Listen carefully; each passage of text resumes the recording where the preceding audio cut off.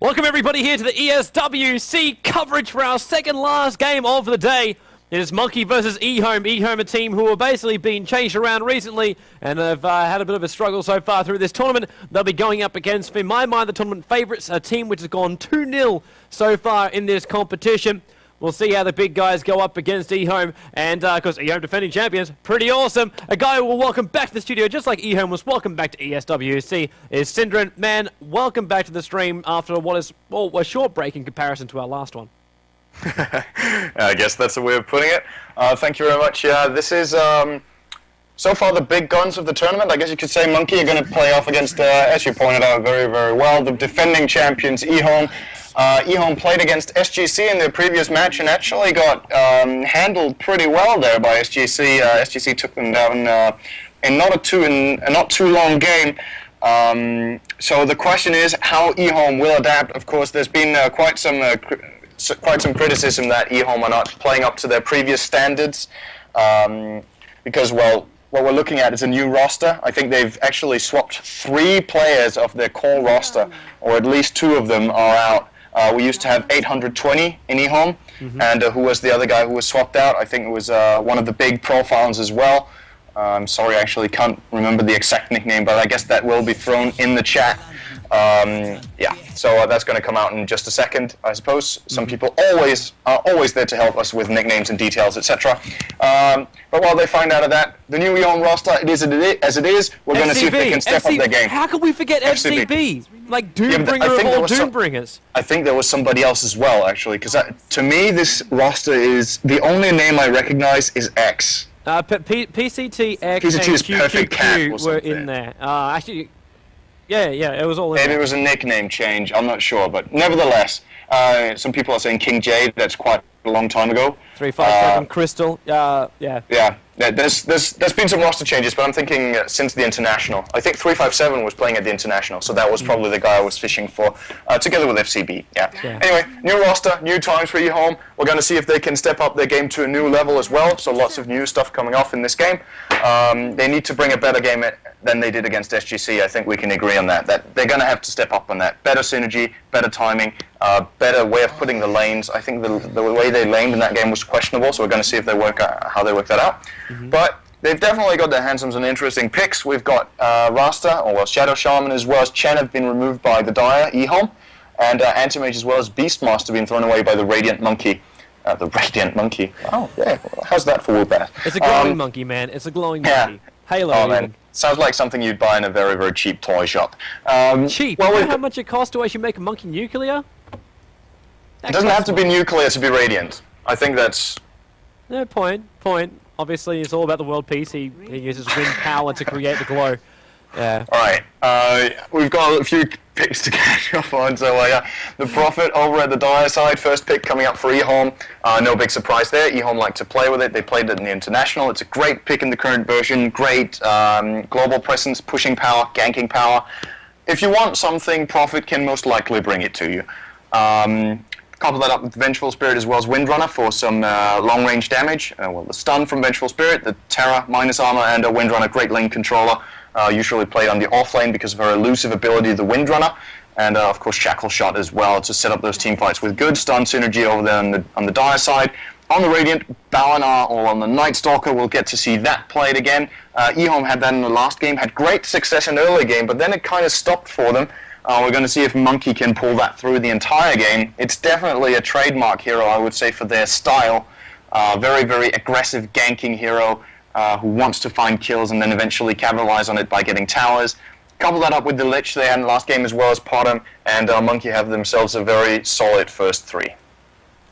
Yeah, Monkey always, whenever they do their draft, I'm always impressed with the way they actually draft. I am worried the fact that the what I class as the most overpowered hero in the entire world of Dota 2 is currently in the hands of EHOME. That for me is of massive concern for Monkey, because you look at Monkey's lineup, and at the moment they got good gank, they got some decent damage to come out, and they got good lane control early on in the piece. But the Dire have gank ability, and they have a good push lineup to actually go, and they've already got their side solo. So they're looking pretty awesome as it is as well. how are they going to go coming into this last kind of pool? Who are they going to pick up as their big carry hero? Obviously, we see Spectra, we see Anti-Mage already taken out. I'm wondering if that's exactly what Monkey are thinking right now. Do we remove out the big hard carries? Do we see Weaver actually going that? And also going to point out too, where has Weaver gone? Am I sad about that? Not really. But and there goes Dro Ranger. So Dro Ranger looks like Monkey believing EHOME will look for that. And it's not the first time they've actually looked for that either. We actually saw Dro Ranger appearing earlier on today. Yeah, and I think they're aware that, all right, if we give Weaver away, we have probably the biggest hard counter in the game to that hero, or at least a top 3 in the Night Stalker. Tons of silence is coming out of that hero. Very, very long silence. I think it must be 7 seconds on level 4 during the night. That is plenty of time to bring down the Weaver. Weaver's so dependent on actually having the ability to move around freely with Shukuchi, with the time-lapse ultimate, and Balanar, the Night Stalker, efficiently, I am officially locking you down in the silence, yeah. Efficiently locks that hero down in the silence, and, well, you couple that up with a hard-hitting Potom and some spell damage from Lich, and, well, I don't think we'll see EHOME picking that one up. I don't think it would be a good pick. So I'm actually just double-checking and making sure that the stream is actually working for our guys out there in the Russian stream. Hell, if you are from Russia, hello, great to actually have you here, and you're not tuning into Valant or Casper, who are both streaming, or the Ghost Two Gamer stream, and yay! Doombringer is back again. So Run! I can't run, I'm already in Berlin. If I could run any further away from ESWC, I'd be back in Australia. It's a long way to run, though, and over water, I would have to be Jesus. Yeah, but Doombringer comes up, so they got a good tanky hero where I'm really happy about. So Night Stalker will probably actually rip through Doombringer a fair amount in the early stages of the game, but later on, if Doombringer gets some decent farm, Night Stalker's going to have a hard time. Same with Mirana. Like, you can deal a crap load of damage to that, but you're going to get, like, locked out by Vengeful Spirit. Vengeful Spirit will always be there for the support. Windrunner as well. She gets a good couple of shackle shots off. Prophet as well can always mix things up a little bit and always makes it very, very hard to actually fight 5-on-5.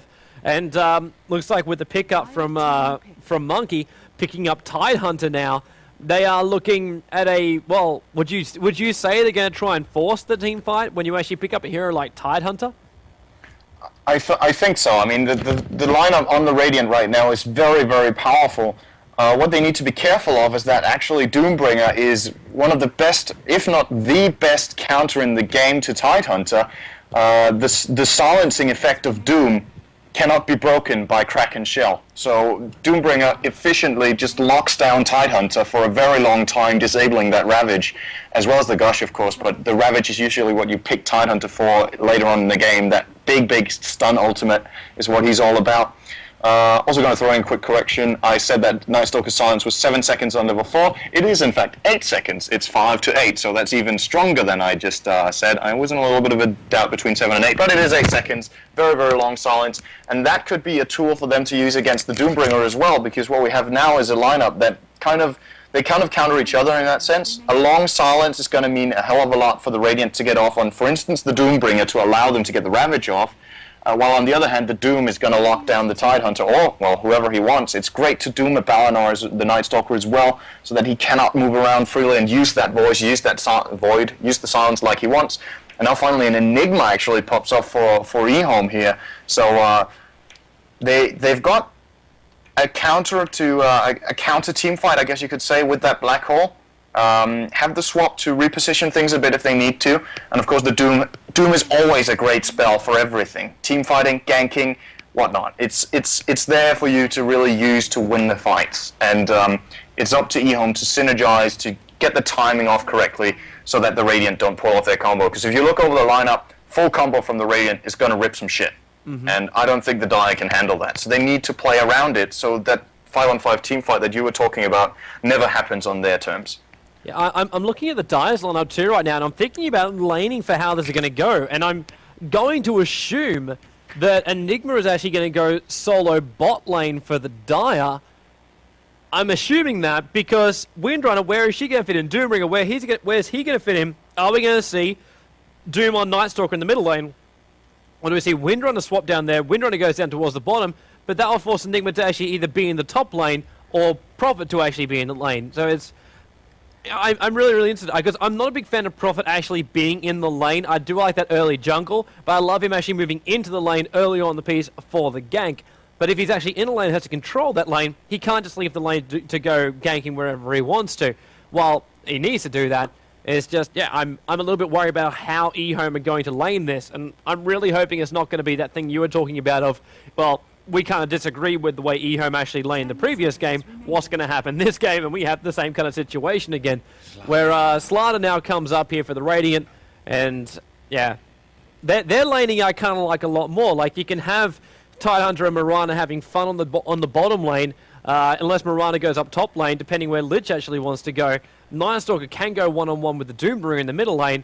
Yeah, there's just so many more options, it feels, for the Radiant side than there actually is. And there's actually a small mistake too. We actually have QQQ try to create some trees and he's got them trapped. A little bit of mistiming, but fortunately enough not too game-breaking, making this mistake at this point. Yeah. What you usually want to use those first two treants for is to actually spawn them too early for that anyway. You want to spot the runes with the treant, sending one treant to each rune. The treants last for 1 minute and they have a 37-second cooldown on the cast. So basically, if you spawned them now, they wouldn't even be able to make their way down to the rune. Obviously, it spawns at 0, the first rune. And QQQ will want to see that, so fair enough, doesn't really matter. You can use them to scout though. That's actually, whenever I play Prophet, I always love to use the first set of treants, because you actually spawn off 2 sets of treants before you spawn off the third one, which you then take into your neutrals. And you can actually use it to actually scout behind the towers, that's the thing. And hello, PCT is dead. First blood, the crush will come, Windrunner is here, she'll actually load up a shackle shot. PCT actually retreating out right now. If he lives through this is going to be huge right now. They need to get this kill. Enigma is here, Doombringer goes in, Scorched Earth, everybody burns up a little bit, as well as a little bit of life going back to the Doombringer, and it's trouble for Slaughter. Vengeful Spirit does not want to get too close to this. He is 2 hits away from death, even with that munching on a tango. And both teams able to actually retreat out from that without any casualties. EHOME should be very, very lucky for actually getting out of that with no casualties. And what a fantastic play by X. That he probably hadn't skilled yet. Runs up there, sees that, alright, if I skill a shackle shot right now, I might save my teammate's life. Locks it down perfectly, hits the 2 correct targets with the shackle shot at the right time. And I think Vengeful Spirit can thank X for surviving that one. It was a big mistake for him actually choosing the path to go he did. Going up through the fog, across, going up the slope there was really, really risky, considering the lineup on Monkey's side. But, fortunately for him, he did survive because of a great play by X. Mm-hmm. Watching these lanes too, just coming out, so we've got Calculus playing as the Screen is black, by the way. Sorry? My screen is black. I'm not sure if it's just... I've actually got a full working copy of the stream running right on my side right now. Right, I think it's black. Might just be me. Yeah, alright. I've refreshed it. It looks good. Yeah, but let's run through our lane. So Lich should be on the top lane. Rise playing as Lich. Calculus playing as the normal support he does as Tidehunter. The guy with the name Sushi is actually Link. If you want to check out his streams, he has him on own 3D TV. And they're going up against Doombringer. Doombringer, for me, I think would actually have a lot harder time on this top lane if he was actually going up against more range. But with Calculus as well as Slaughter both being melee, and Lich is just basically hanging at the back, not even coming up close. There's a lot more options right now for Doombringer. Vengeful Spirit PCT has actually come back towards that top lane. But also impressive is Enigma is going to the neutrals, which I'm really, really happy about, actually. Enigma actually being in the neutrals. I don't like him running side solo, so at least in that respect, Prophet going up against Mirana does work off a little bit better, but I do still have that concern that he won't get out to those lanes in time. Well, the thing is, the lane that QQQ is playing here against the Mirana, obviously Mirana is a great for harassing, quick movement speed, good attack animation, but the thing is, she doesn't have all that much pushing potential. She needs that level 5 or level 7 before that Star Call eventually gives some pushing power, but doesn't have any extra damage to the tower. So I think Furion, or well, the Prophet as he's called in this, can safely switch lanes, teleport out. If he sees a gang, he should go for it. Alright, Mirana's going to get a little bit more time on the lane, but it's not going to cost too much in the tower, and he will know that, alright, if I need to stay away for a longer time, I've got Enigma. Enigma can move away from the forest down to this bottom lane, transition in that way if my gang is needed somewhere else. And I see QQQ going mobile here. He played at Balanar in the last game as well. I don't think he can stand still for 5 minutes in a row. Yeah, he's going to have to go towards the top lane. I'm just actually looking at the farm right now, and at this point, Miguel's actually doing pretty well at 12 for 6. Fighting up that middle lane up against the Windrunner. And Windrunner's actually, at the moment, only 7 for 1. And X with full mana. I'm a little bit worried about the difference in CS, which is coming up from that, especially during this daytime. It's setting up Miguel very, very nicely for when we do hit the nighttime, which won't be for about another 5 minutes or so. But once the nighttime actually hits, then it becomes very, very dangerous. And once again, EHOME will be tested by that nighttime. And I'm really, really concerned for them right now. And then you look at the Doombringer on the top lane. 8 for 2 is the Doombringer's farm. A hero who loves his farm, wants to get that Vanguard early up, and if possible to a Radiance, but he really needs a crap load of farm to do that. And the lane is in 14 for 6 on the Slider. And the only upside for them right now is the amount of farm that Enigma is currently getting at 19 for 2 in the neutrals. Enigma's going to have a great time, of course. Will not be challenged in the woods when there's constant vision on that lane provided by Doom as well as Venge. So I think Enigma's going to be very safe up there for the time being. And yeah, we'll see what it pays out, how it pays off for EHOME to get that Enigma up quickly in levels and in farm. Might be looking at perhaps a quick. Well, the way the Chinese like to play Enigma, they won't go for a quick X is in trouble black. in mid. Miguel wants to actually go on him. This could be our first blood, but looks like X will get back up high enough. There was one void left, and X actually in defense pops up the wind run. And then bottle charge Prophet. Here we go. He's left the lane. The shackle is on, and X actually using the sprout there from Prophet to shackle the Night Stalker to it. And Prophet will retreat back out with minimal HP, but it does mean that Prophet actually claims that first blood, but X being in the neighborhood gets the extra XP. And like I said, QQQ not going to stand still for 5 minutes. He stood still for 4 minutes and 10 on that bottom lane. So. Called it. Yeah, that's a great first blood coming out for them right there. X doing a nice job. I think their plan actually was to kind of bait Miguel there, try to take the fight a bit, and alright, if Miguel really wants to go for this, he knows he's got the backup from the Prophet. TP's in there, and well, how's the movement going? Yeah, Orange, the Tidehunter, has actually moved in towards the middle, and this might give EHOME an opening to try to push a little bit up top with all those Eidolons from Enigma. I'm not sure if they're going to do it. Enigma finished off that Soul Ring, going to boost up the farming speed significantly, of course, having pretty much an infinite mana supply for using that conversion. Mm-hmm. Also getting a couple of spikes on the stream. I apologize for that. You'll have actually just gone to a black window. I'm just going to restart the stream itself at this point. The bot, of course, will keep on going.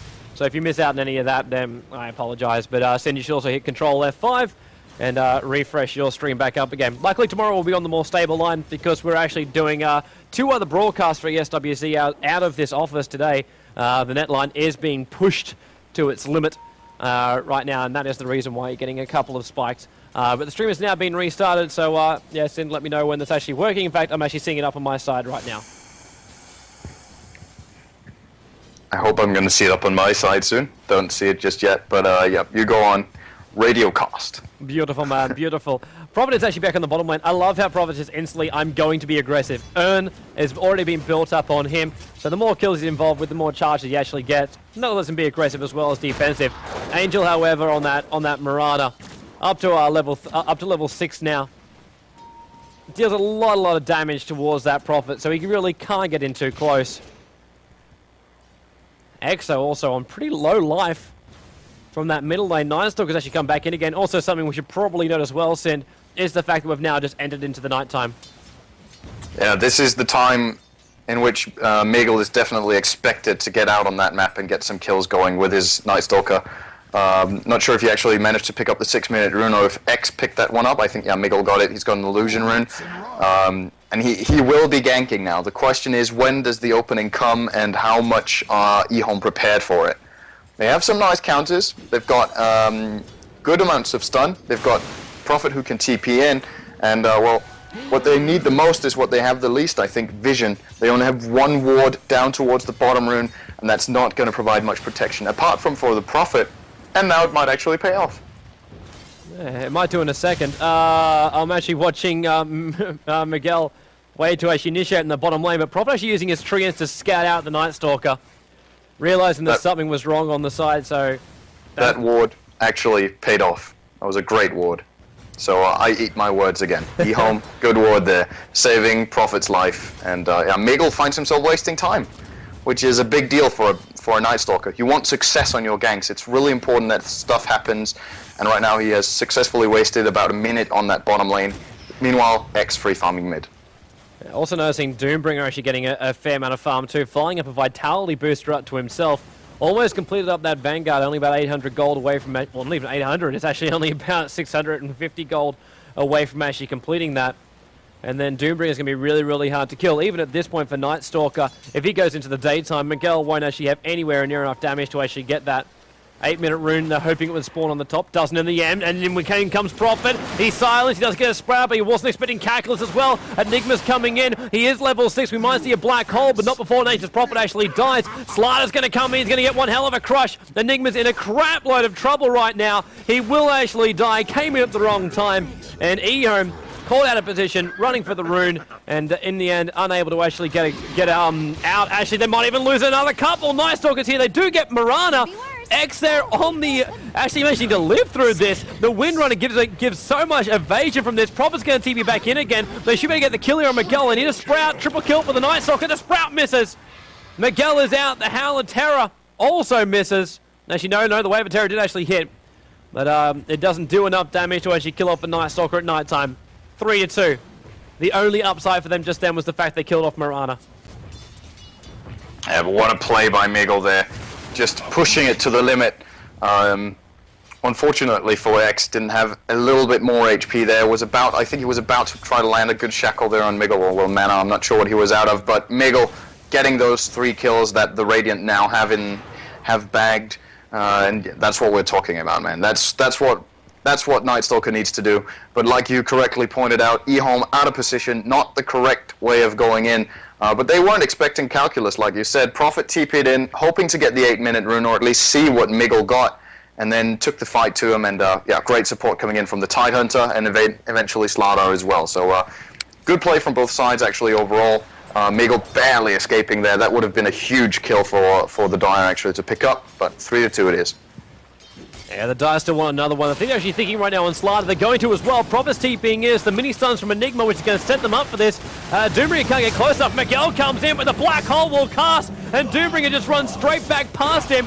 TP support does come in from Angel. It's a good start for, so they get a rebuttal kill there on the Enigma for a Slardar. Prophet will actually die as well, so it's actually going to be a 2-off-1 trade.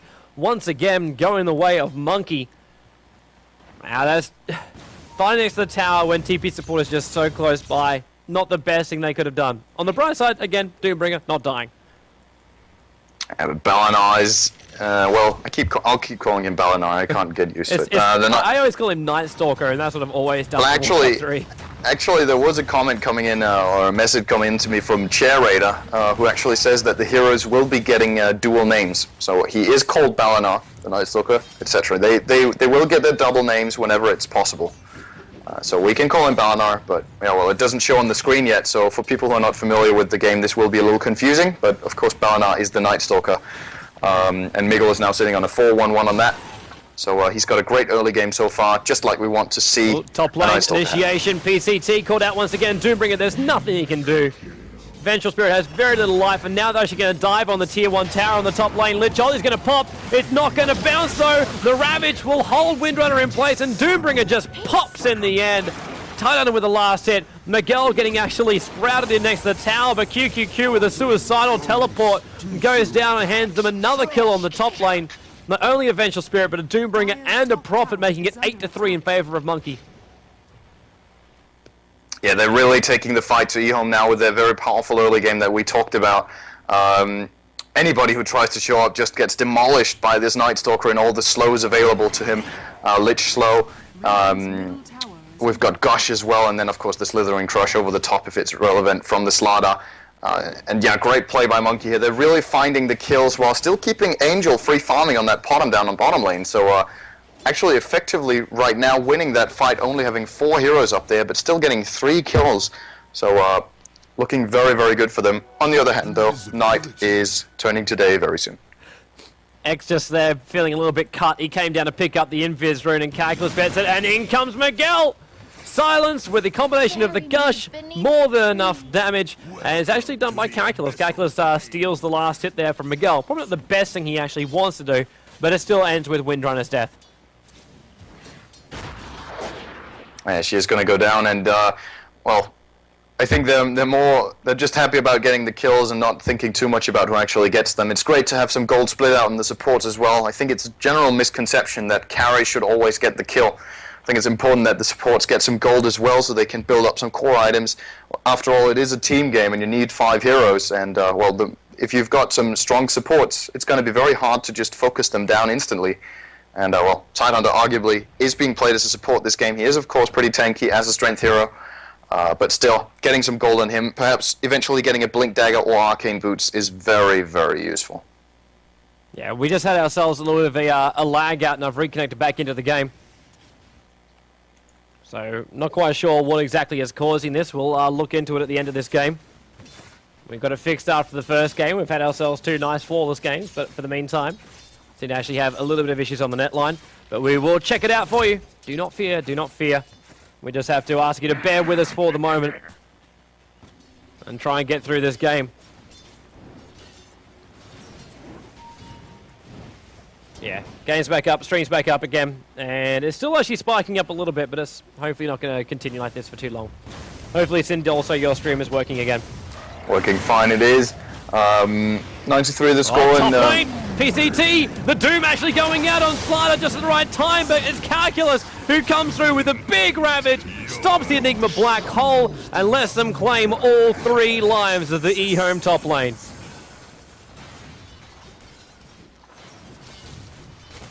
That was insanely, insanely nasty. By the way, too, if you are currently watching live, hit Control 5 and it'll actually reduce the delay on your stream. Every single time it actually slows down, you actually go back a couple of seconds.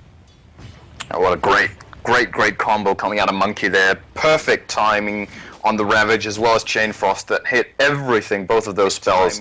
Arguably 2 of the most powerful spells in the game, especially in the early game, Chain Frost and Ravage. If you get those 2 off perfectly, you win a fight. And that was simply a triple kill coming out for the Radiant.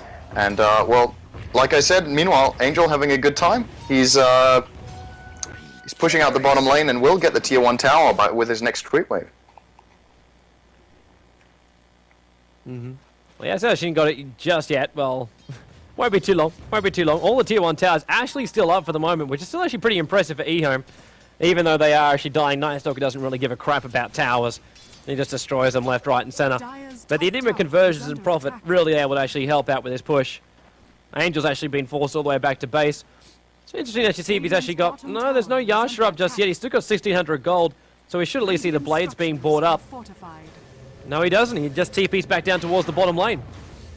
Actually, that's Miguel first coming in, and then Angel following in behind. I think Angel prefers to go for the ultimate orb first on his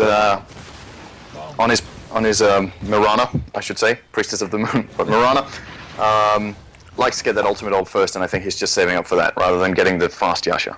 It's like Doombringer's also finished up on the Vanguard on his way to completing up phase boots. Best thing as well when you're running away from a Slaughter. And he gets that amplified damage on him too, which doesn't really help out, especially if he gets initiated on.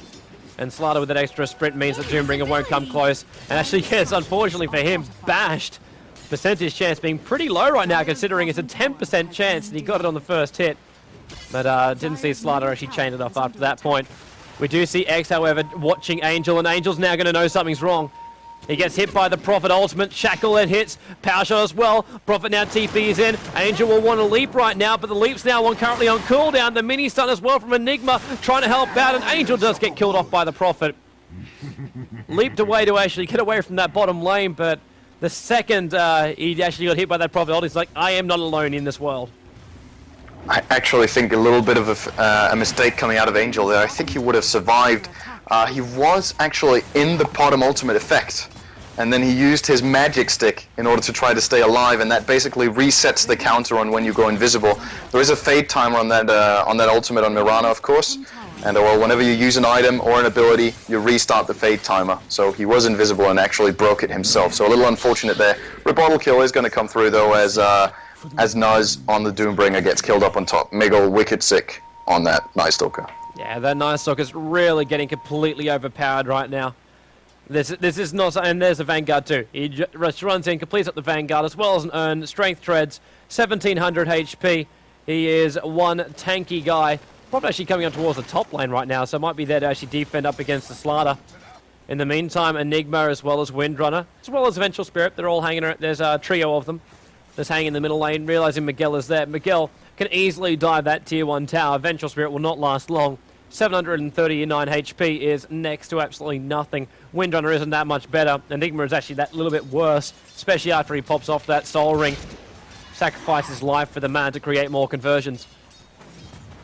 But it's still very, very hard right now, I think, for Monkey to actually fight properly, probably the way they want to. It's the reason why Tier 1 Tower's not been brought down, just because the pushing power Enigma's doing through his conversions, as well as the power of Prophet able to move around the map.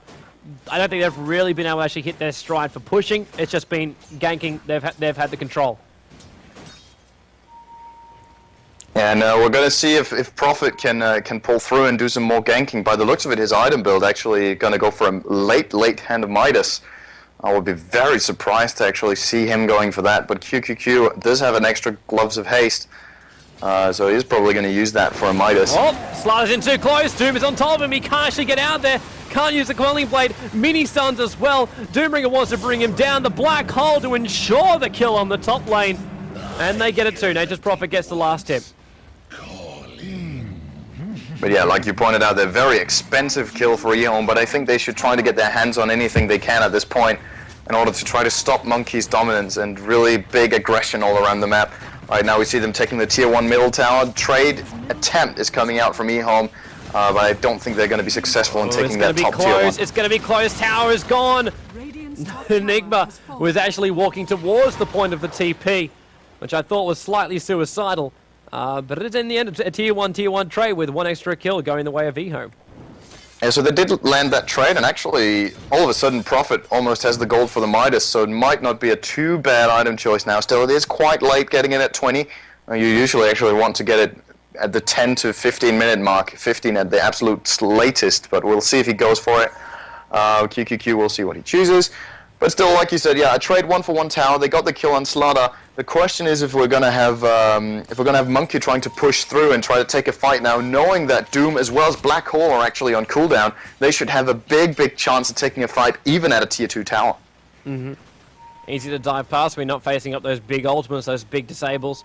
There's a lot of ultimates still on cooldown. Doombringer is actually going to get his ultimate off cooldown in about 20 seconds time. Enigma, however, has a lot longer to wait. It's almost 2 minutes he has to wait for it. And that is a hell of a long time. I just don't see Monkey able to actually start the fights now. There's more maneuverability actually coming out from EHOME. They're moving, well, obviously they already had it pretty high to start with, but Enigma able to move up. He's almost got his BKB as well. The Mithril Hammer is only 150 gold away. And that's a big item for him to actually get. Ravage, pardon me if I'm wrong, doesn't go through BKB. The only thing on the Radiant side that actually stops the Enigma Black Hole through the BKB is the Lich Chain Frost, but only if Lich targets it on the Enigma while the Black Hole is casting. Everything else doesn't go through. So that's pretty powerful indeed to get that BKB, and it's definitely what he's going for. The question is, how is the farming going? I mean, looks like Prophet will be going for a heavy mid-late game build, getting that Hand of Midas to farm up a lot of extra gold. But yeah, they are effectively dropping the curve a little bit there, as you just showed, so it is going a little bit more towards EHOME. But the carry potential on the Radiant side, they've got a Slaughter for the max minus armor you can get on a hero, and then you have bottom. Hits on X in the middle lane. The Howler Terror's going to come in, but Slaughter slithers so fast and does so much damage. Calculus, I think, hit the wrong hotkey. Oh. That's whoa. That's a big oldie to actually let go, man. That's a big oldie to let go. That is definitely a misclick. Popping that one off the end. At least he killed the conversions. Yay! Upside totally worth the Ravage. Now they want to actually kill off Doombringer, but they're actually going to realize that, well, he's actually already gone. He's no longer there. Doombringer's actually down on that bottom lane now.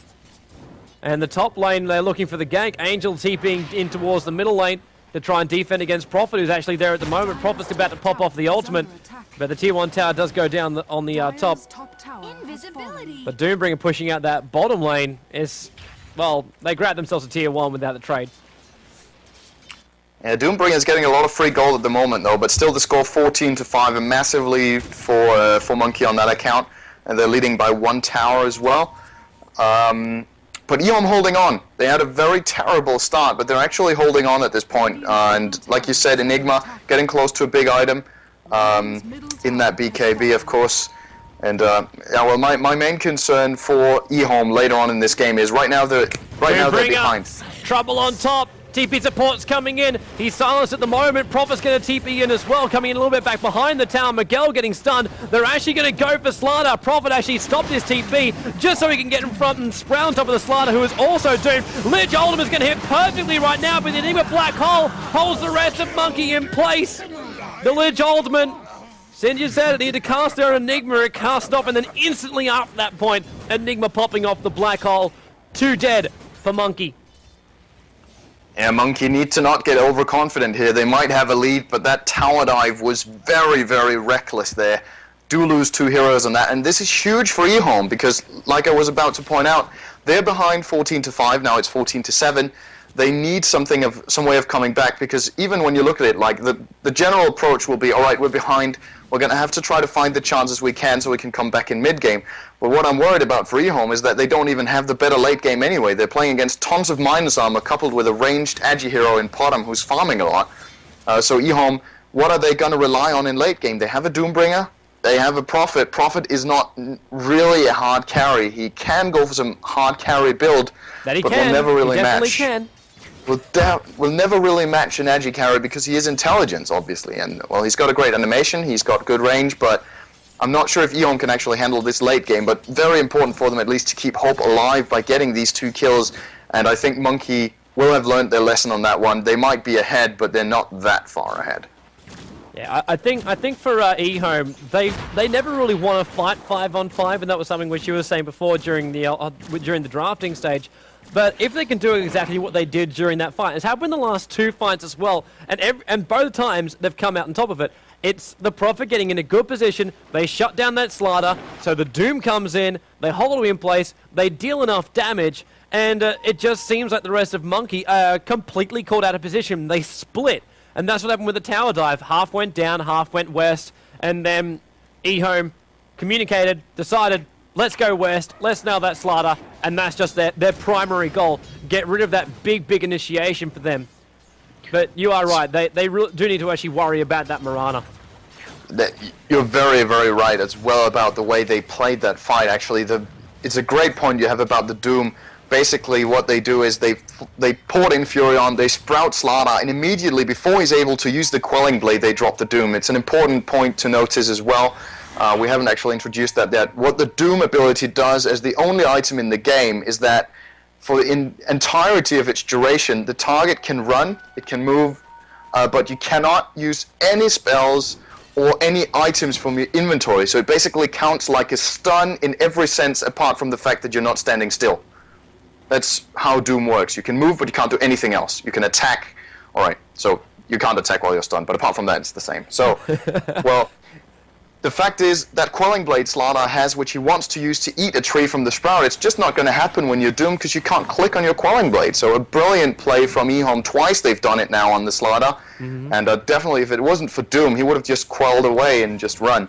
But not going to happen with the Doom played by News here, who's actually getting close to his Radiance now, which might be game-breaking for EHOME. Yeah, if they can get that Radiance, a lot of these fights are going to work out a lot better for them, especially if Enigma can hold them in place. And not only just holding them in place, it's what Prophet's actually going for. He's actually going for that sheep stick, pig stick, whatever stick you actually... It's a stick that converts you into a tiny, small animal.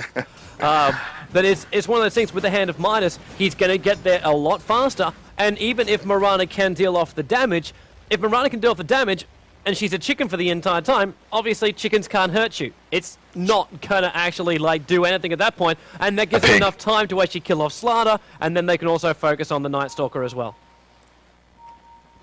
It's absolutely true, and I think that is what EHOME are going for.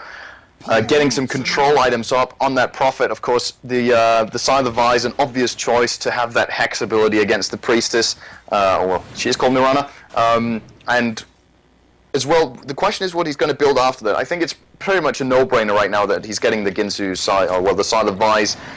But after that, what is the choice going to be? Is he going to go for that higher damage build, or is he going to try to get some more control? Perhaps even some pushing on the back of a Necronomicon was an option. Or is he going to get something like an Orchid Malevolent to have that extra silence, which is very useful against a hero like Mirana as well, who can Manta Starlight though, but apart from that, once that is used, or Orchid the Tide, very, very useful as well. Choices aren't many for QQQ, but I think the most important thing for EHOME right now is that they actually keep pushing the lanes. And that is what you see Furion, or well, the Prophet being busy at doing right now. Yeah, Prophet's pushing out those lanes while Doombringer goes down towards the safe lane to farm that up. And he's got the support from his teammates there as well. Just checking out the CS scores at this point. Angel is actually leading the way a long, long way on the farming world at 170 for 14 on the CS, 1 for 2. The Doombringer is the one I currently want to watch, who actually now buys up his Radiance recipe 28 minutes in with Vanguard, Phase, and Radiance. It's not the most amazing Doombringer farm you've ever seen, but considering he's died 3 times, you've got to give him props for that, 111. But there's a lot of farm which is spread out across all of EHOME right now, apart from Vengeful Spirit, who's obviously always runs around on nothing. But yeah, EHOME, they just have so many options right now, and that's what I love the most. Even if EHOME get about another 15 kills behind, 15 deaths behind, they still have options for push, they still have options for ganking, and that for me is going to be awesome. The only problem they will have is if Slardar, Night Stalker, and Mirana get to the point where any of those 3 heroes become completely out of control. And that's what I think is going to come from Mirana at one point, considering she's already got Manta style now, as well as having an extra 2k gold up her sleeve. Yeah, Angel's getting a lot of farm, but EHOME are definitely doing the right thing right now. This is what they need to do, go for that Roshan while they have the advantage. I think Angel has already pinged it with his Potom, yeah, they're coming Mirana. in. They're coming in. Arrow's going to fly a tree and walk straight out. I love it from QQQ. Now they realize that somebody is going to be coming for them. They still want to kill off Roshan. He's actually not dead yet. Mirana ulti brings them in. Doombringer picks up the Agency model and he's killed it. Enigma puts up the black hole. The Lynch ultimate hits perfectly on EHOME though. And Angel really forced out. But we've lost the Doombringer. He will respawn in just a moment. And PCT, the Prophet has bought back. He's come back in again. He wants to try and hold Rise in place, but he gets completely nailed up by Angel, who's just attacking from the high ground. Windrunner's not gone yet. Slardar is currently doomed, but that was not the way the fight was supposed to go for EHOME. Slardar's almost dead. He actually gets denied at that point. Doombringer actually, sorry, killing off Mirana. But holy Hannah, that actually worked. That actually worked out a lot better for EHOME after that initial fight. When that first started off, I thought, okay, EHOME, they're going to lose 5, but they still managed to pick off Lich, Mirana, as well as Slardar. I don't know if you actually watched the announcements coming up fast enough, but I think Slardar was actually denied at that point. I'm pretty sure he was indeed, and I also saw that Miguel is now beyond godlike on the Night Stalker, so that's another big announcement. But yeah, that was a great initiation by EHOME, actually, when you think about it. The black hole, they caught 4 in it, but smart play by Monkey, sticking Lich outside the mix to get that good Chain Frost off. And I'm not sure if he actually popped the Chain Frost on the Enigma to stop the black hole, or if the black hole actually had its full duration, but it didn't seem like, well, the outcome of the fight is still going to be the same. That one is going to go to Monkey, and, well, they did lose the Roshan, so that's an extra gold down the Dyer's pockets, but they still got the better fight there. Still, well, this looks promising for the rest of the game. A lot can still happen. That it can. Also, just letting everybody know as well, the stream would have just dropped for a second. It'll be coming back up again, so control F5 as your friend. As I said, we will be picking the internet line apart directly after this game to ensure that our next game does actually run smoothly. So my apologies for this game, however. We will be checking on that. As I said, we're actually on our backup internet line due to another 2 ESW streams coming out from this office. But we are now back inside the game, and yep, stream's back up again. It's still spiking up a little bit, but hopefully it'll actually smooth itself out shortly after this. Looks like Mirana's actually going for that MKB again too. Demon Edge already purchased for her. A pretty standard build, pretty powerful. It's going to give them another ability actually to, well, not to stop the Black Hole of Enigmas in BKB, but it's another mini stun for them if she's not. And the most important thing about the MKB is actually that Windrunner cannot dodge it with her Windrun ability. MKB gives you the ability True Strike, which means that your attack simply cannot miss. It doesn't matter if you're blinded by something or if the enemy has evasion, you always hit when you have an MKB. Monkey King Bar is of course what it stands for, so I guess the Monkey Boys will be very happy to pick up the bar of their king, and Angel will be the carrier of that in about 2,500 gold. And they will be, because that's going to make life for Windrunner a little bit more difficult. That evasion, obviously, from Windrunner doesn't work. And that's not exactly what she wanted. She was probably going to bank on that fact that she could always get herself away, because she's now holding that Gem of True Sight. Prophet coming towards the top lane. Angel's going to be hit, leaps away. Unable to actually get the Sprout to hold him in place. And Doombringer was thinking about coming in. We'll pick up that Invis rune. I might look for some form of initiation. Night Stalker, however, is his time to shine. We're in the middle of the night right now. And by the looks of it, Doombringer not actually using it to scout. And the Invis rune is already worn off. Well, not worn off. He's actually deactivated it. Looks like the Night Stalker's got his egg in him. I'm not sure if I already pointed that out. And he's going towards a Kiras now to get that. Oh, well, if he's not going from Mjolnir with that Hyperstone, but I really don't think Miguel will do that. I think he's going to go for the Kiras for the extra armor for himself, etc. And attack speed. Yeah.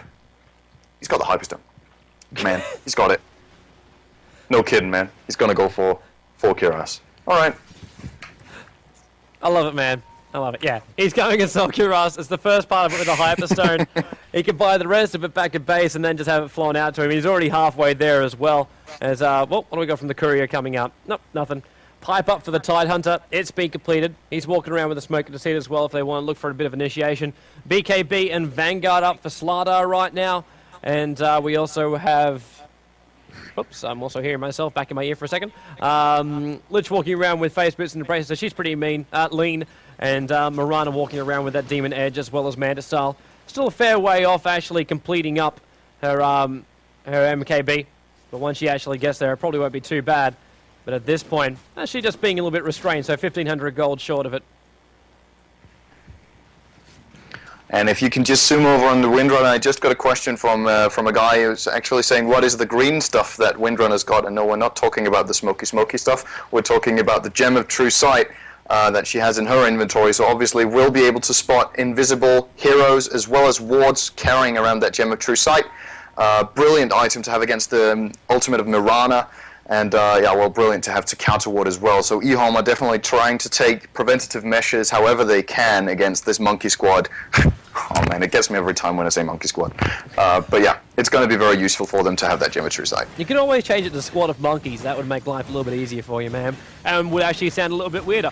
I want to point out too, Nature's Prophet, he's actually almost got that sheep stick. Almost got that sheep stick. Gonna pop off that ultimate, and that's actually more than likely going to give him the remaining gold for it. Almost. Almost. He's actually no, he's got it.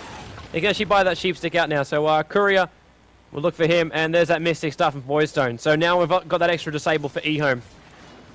I'm really weird. Crucial. I'm really weirded out. I'm really interested to actually. I'm wondering why Monkey are actually not trying to push any advantage right now. With Night Stalker, like, obviously it's daytime, so it's not the best time for him, but they're giving time for Prophet to, like, get this disable for Windrun to get that farm. And they have that mech. Pipe won't be too far off. The BKB is already up for Enigma right now. Vengeful Spirit even has a little bit of farm for herself. Doombringer's having time to farm up too. He's up to 3,200 gold, combining it with his Radiance and Vanguard, so money for him to actually spend. Prophet's actually going to TP down towards the bottom lane right now. Spots off Tidehunter as well as Lich. Bad place to go. Mirana pops off the ultimate. Doom is currently on the slider. They can't go for their winning combination. The TP going out. He actually turns Calculus into a pig. It was just at the right time to get out from there. Oh, that could have actually been the stun to stop it. What a play. And that's actually his escape there is because of a small difference from Dota 1 to Dota 2, which has not been resolved yet. The Lich ultimate does not deal the ministun before it actually hits. In Dota 1, it deals the ministun the millisecond you cast it. And yeah, Rise's projectile was just, not talking an inch, we're talking millimeter away from that Prophet when he TPs out. So what timing is that coming out? Well, that's what we expect from players in EHOME. They're just that good, man. They are just that good. If they want to come back from this game, they needed things like that. Like, that was a gank gone wrong. That was a complete gank gone wrong. Prophet actually TP'd in there, completely blind. He can go anywhere that's been revealed. That's the power of Prophet. But he can't see where he's actually going most of the time. And he TP'd in and was just like, oh, Lich and Tidehunter, I'm basically screwed. But to also do that and have the Lich ultimate pop off, like, fair enough, the Lich ultimate is pretty powerful, and the cooldown is actually not that large, like it's about a minute. But that's still a minute of good time for you to actually force an engagement. You might actually come out as a winner after that, especially if a blink from Enigma, which he does actually have now, lands off a couple of big heroes. Also want to point out too that Lich actually bought a blink dagger as well. That's some really serious luxury on the support Lich. Yeah, it's not something we would generally see at all. Like, she's not like that amazing initiation herself, like to get a good Lich ultimate off. Yeah, maybe. But there's a point where a Lich ultimate is actually worth it, or a pipe, or another, well, I wouldn't say another mech. Pipe, mech, things like that. Django even would be more efficient. I think, however, is going to be that, well, Blink, Lich is... Sin, just check your microphone for a second, man. Your connection's kind of going weird. Alright, am I good now? Yeah, you're good, man. Alright, well, what the hell was that? Anyway, with that Blink Dagger on the Lich, he's going to have a lot, not a lot easier time, but an easier time. Prophet's in trouble, he goes inside the trees, he's got to get himself out right now, but Miguel is there, the silence, and there is actually Lich blinking in on top with a Frost. Kills off Nature's Prophet. So Prophet's dead for a minute. He can't buy back as well, he doesn't have enough money to actually buy back at this point. But yeah, the thing about that blink is not what we saw just then. That was not really important to blink in for that frost. But however, when he can blink in to drop the chain frost on Enigma, it is Monkey's only counter to Black Hole. So they're actually very dependent on it when that BKB is on. And well, with a blink dagger, Rise can stand in a much better position. And then once the Black Hole comes, instantly blink in, chain frost, and then stop that Black Hole and perhaps even set up for some nice bounces on the rest of the team. Looks like a couple of items now finished up, so Doombringer decided to actually go with the BKB. Arrow there from Angel, also missing. As far as his money actually goes, hasn't really gone up, and the tier 2 tower in the mid's actually been pushed pretty hard. The pings are going out. Nightstalker really wants this kill. He's probably not going to get it, though. He's just going to find a couple of neutral camps who are being pulled by the Radiance Burn, and that's basically it. He's not finding the real Doombringer just yet. And it's going to be hard for them to actually kill off Doombringer. If he does get in over his head, just BKB and TP, and he can get himself out with the 2200 HP. Not to mention what the effect he actually gets after BKB. EHOME. Now they actually want to go. The ping's going in. Prophet comes in. Angel is currently a piglet. The blink in from Enigma. He's already used it. Gets the mini stun there on Angel, who then pops off the Manta, so gets rid of that effect. In the meantime, though, Rise is caught inside the trees. He needs to TP out. He hasn't TP'd yet. He's stuck around, and he got level deathed out. There's actually more distraction right now as we actually lose Mirana in the back end of play. Calculus with a pipe that's currently on top. Prophet buys back into the game. PCT still alive, hanging in the trees. Nightstalker, the Urn Charge, actually gets him. Enigma Black Hole. It's got two of them in, but Miguel is still here. But it's got the important ones. BKB goes up, and Prophet actually catches the Doombringer in his own sprout right now. He needs to get out to actually fight. X actually lets off a power shot as well as a shackle shot, holding Slardar in place, but not before he actually dies. It is an absolute carnage mess up here right now. Gematruza is currently dropped, and in comes Doombringer, gets the last hit on it, destroys it off. Enigma's trying to TP out. Nightstalker's looking for anything to stop him, and Doombringer also wants to get away from this. The Gush is already gone. He is taking a lot of damage right now. Still doesn't pop off the TP, and in the end decides, you know what, I may as well just die. Death all round, I think, is the only summary for that. That battle just split into two different pieces, then came back into one, then split into this like tailing end off kind of like climactic thing. Yeah, I think the big importance for that fight for Monkey was actually the fact that Angel avoided the initial fight. Great escape with that Manta, as you pointed out, to stop that Malefice from Enigma, then gets away, and well, drew out the fight a lot. I'm not sure why Lich stuck around, as you pointed out. There was a little bit of a strange play coming out of Rise, but even though it looked like it was going to go EHOME's way, some brilliant play, especially Miguel on that Balanar, really pushing the limits again, playing very aggressive in the fights, doesn't care about anything, just keeps hitting stuff, and eventually it is going to die. And when he has that Kiras, got a lot of attack speed and minus armor for the enemy as well, so he deals tons of damage in that, and well, he is certainly big, and with that Aghanim Scepter during the night time, he will see everything that's going on around him and just play accordingly. I'm actually a little bit more concerned right now. I thought I actually saw Doombringer attack and kill that Gem of True Sight.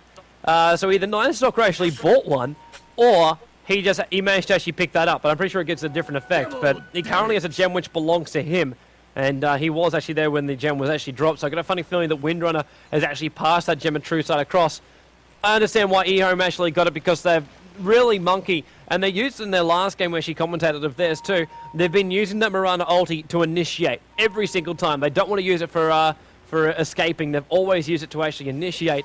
It's a big thing to actually have that up, as now Miguel in the nighttime is going to go for Roshan. There's a lot of negative armor. The Howl is actually going to help him out right now. Roshan's got almost no armor, and Doombringer getting arrowed. Roshan will go down. Miguel picks up the Aegis Immortal, dropping the Gem of True Sight for this, and they will want to see if they can initiate on PCT. Force-starving himself up a little bit further. Rise comes in, actually blinks in for the Frost, but it's actually Night Stalker Miguel who ends up getting the last hit. They're going to dive the tier 2 tower as well with that Aegis Immortal. They fear absolutely nothing. But EHOME just moved back past the tier 2 tower, and looks like Monkey will fall back a little bit further from the tower. Actually, in that meantime too, QQQ is pushing the top tower, and Angel is forced to actually TP back in defense. Prop is going to come in towards the middle lane. Enigma is in, BKB is popped. They want to get Calculus as well as the BK beats Lada. The BKB is going to wear off. QQQ is getting killed in the back end of play because Miguel came in, and it's not going to be enough to kill off Slada. Vengeful Spirit is gone. Prophet dies again. Another minute on the sideline for him. And Doombringer is hoping to find somebody. Windrunner is trying to get back. Yes, Frost is up there. Rise actually blinking a little bit closer to actually get that Frost off. But it looks like a tier 2 tower in the mid's about to take a fall. Yeah, EHOME trying to get something done here. The Black Hole only caught the Slada, who was BKB'd.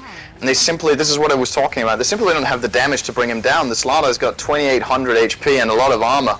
And they just can't deal with him. And on top of that, a Black Hole on one hero right now just doesn't cut it for EHOME. They're very far behind, have to execute it better. At the same time, Monkey playing it right. They're spreading out nicely. They're making confusion in the fight with Slada as well as Balinar, the Night Stalker, moving around, spread out. And they've always got Tidehunter as that backbone with the Ravage. He didn't even use that in the fight. Trouble right now as we're seeing Monkey actually going. Calculus blinks! Big Ravage, but Night Stalker is gone. The Aegis Immortal has actually popped, so we'll be back in just a moment. X being called out as well, trying to Windrunner himself back out of this trouble. But now as Doombringer's in trouble, he gets bashed for a second. VS sorts him back up towards the high ground. Fantastic shackle holding Miguel as well as Calculus in place. Now they're really trying to slow them down, but EHOME have absolutely no life whatsoever. They've lost their melee barracks. And looks like Monkey going to be happy with that. They won't try and overextend any further, and they will actually fall back. So yeah, there you go. That's why it's great to get some gold on the Tidehunter as well from those kills. That Blink Dagger set it up nicely. Got 4 heroes in the Ravage. Took down the melee barracks as well, as you pointed out. They did lose the Aegis, but probably worth paying that price to get the melee Rex. Yeah, worth paying it because they've now got a hard up on Slada. No wonder they actually couldn't kill him just before. The BKB, Heart, as well as Vanguard. Slada becoming almost impossible to kill right now. Especially if the battles actually go for a little bit longer, just fall back. Heart then takes its effect, heals up a lot faster. And you have to fight it all over again. You see Doombringer also pushing out the middle lane. He's actually got a little bit of gold up his sleeve, but I think he's actually holding on to that in case they've got to buy back. Looking at Doom right now, he probably would have actually liked to actually buy something else up. Be it an Assault Cuirass to try and help counter the one that's currently running around on top of Night Stalker. But Night Stalker also now with the Heart. Heart on Slada as well as Night Stalker. 4k HP to actually eat through on the Night Stalker. And 35 armor. It's insane. Or 32. But how do you even kill that? Do we come back to this whole conversation of what damage does EHOME actually have? I think we do. I don't know. I don't know how they can kill that Balinar. I've got to be honest with you. It's got to be a really big deal for them. He's going to be able to run around freely, and even if they bring him down, oh, okay, that's 4k.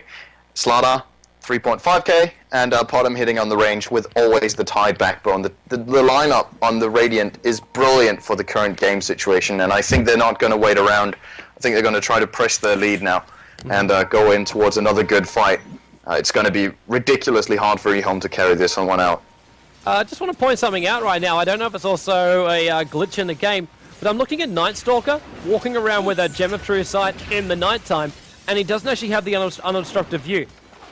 Yeah, the Aghanim's Aghanim Scepter is bugged for observers apparently. It should work correctly in the game. I think he has the unobstructed vision from the Aghanim Scepter.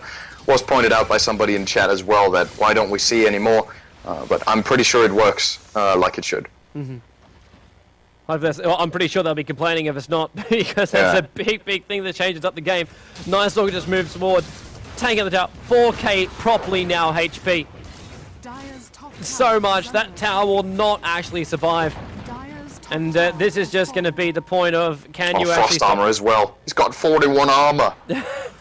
Are you fucking kidding me? This 41. And now add the pipe on him. There's no way to kill this. Arrow will fly up. Actually hits there on X as well, so the Windrunner's held in place. Slider will initiate. Prophet is here, and Doombringer actually pops off the Doom on Angel in the end. While Slider runs back in again, BKB will not protect the Doombringer. He actually manages to kill off Angel at least, and then Miguel held in place there. They've actually managed to take off at least a third or two-thirds of his life, and the Enigma Black Hole. But there goes that Lich ultimate, stopping the BKB Black Hole. Prophet as well tries to put him a couple of sprouts. Actually did pretty nicely there to kill off the Nice Hawker, kill off the gem. Calculus wants to pick it up. Lich is there as well. They're falling back. Slardar with one crush. They try to once again use the sprouts to hold the Slardar in place. He doesn't have the Quelling Blade anymore, and they're trying to stop that heart from coming off cooldown. If it comes off cooldown, then they can actually get that life back up on Slardar. He lets off the crush, and in comes Rise. The blink goes again. Vengeful Spirit is here. They turn Slardar into a pig right now. Stun goes. Prophet is currently dead. Rise is still just sitting there on the back end of play. VS swaps the Slardar back in again. It's going to cost his life while they're trying to kill off the Slardar. It's just Rise attacking them from the rear. Not to mention Calculus. Can't really forget the big fat Tidehunter. The ranks are still not gone that top lane. Doombringer's trying to actually defend it. Slides on pretty low life, so doesn't want to come in too close towards that Doombringer. And now the extra TP will come in towards that front lanes, and Monkey will fall back without claiming another axe. Yeah, successfully actually holding on to the racks on that one, and they did bring down Balinar. It took some time though, but yeah, he did, that Night Stalker did die. But the really important thing in that fight is that Doombringer is able to bring down the Mirana. And has a rebuy, which Mirana doesn't. Killing that Mirana there was what actually allowed them to stay in the fight. It is what they're going to have to go for. They've got to kill the source of the damage. If they bring down Angel quickly in the fight, and then even after that get a good black hole, they might have a shot at the fight. That's how much pressure they're under right now. The next time they're going to fight with naked racks from the get-go.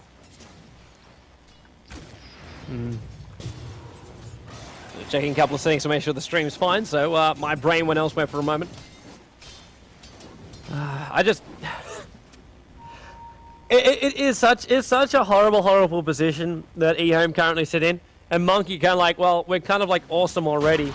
We could probably get some more, but there's just nothing really that EHOME can do. Like we saw buybacks, we saw TPs coming in to try and even like using Sprout to make it so Night Stalker has to run around to try and kill a Windrunner. Small things like that. They're trying to use anything that they've actually got right now to really try and win this game. And the only way I see it is if we see something like a Shadow Blade, used to be known as Lothar. There goes Enigma.